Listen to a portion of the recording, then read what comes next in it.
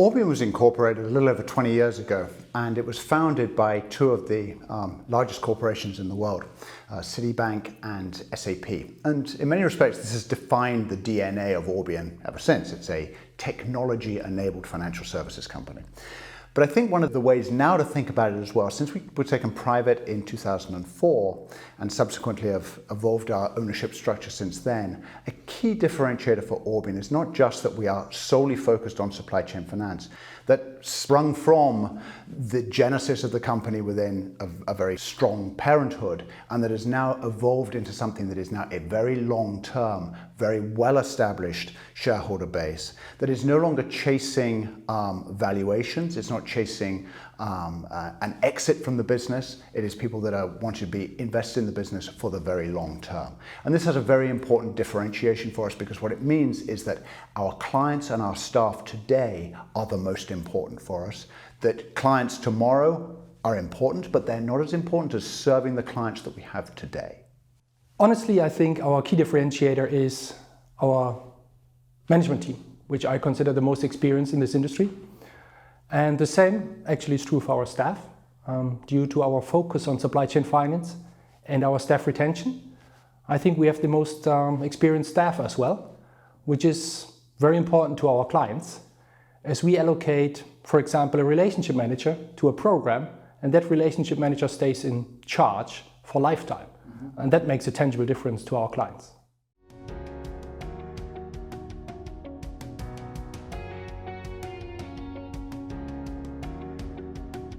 Obviously, and you may expect that, we have a fully digitized enrollment room, which is absolutely core when it comes to supplier onboarding.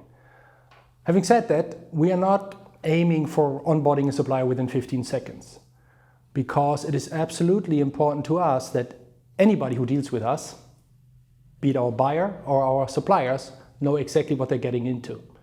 And this is what we achieve by having a super slim process, but still any opportunity to ask questions for any supplier that we will address properly.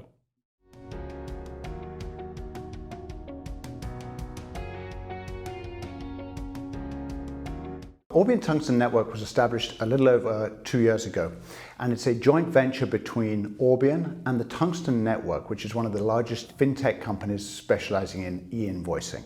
It's a listed UK company with about 200 major buyer customers and 160,000 supplier customers.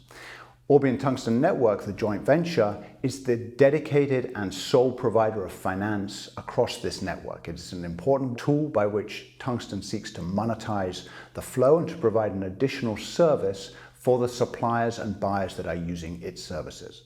For Orbian, it's been a very interesting new opportunity for us to develop a new client base, and it is one that we continue to be very excited about the prospects for the delivery under this joint venture arrangement.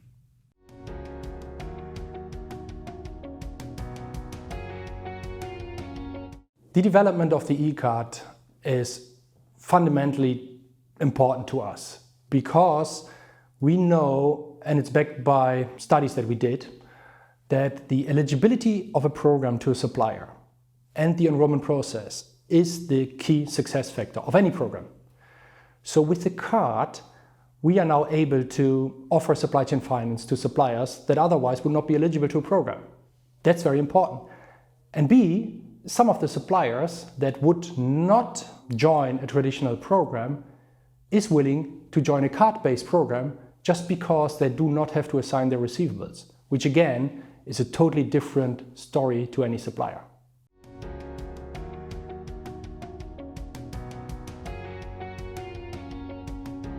So Orbian, as we've talked about before, has been actively engaged within the supply chain finance world for over 20 years now.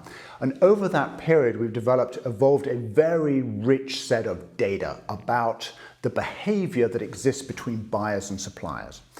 And we've worked very closely with some academic organizations around the world, particularly in Germany, that we've used to analyze the behavioral, if you like, the psychology of supply chain finance.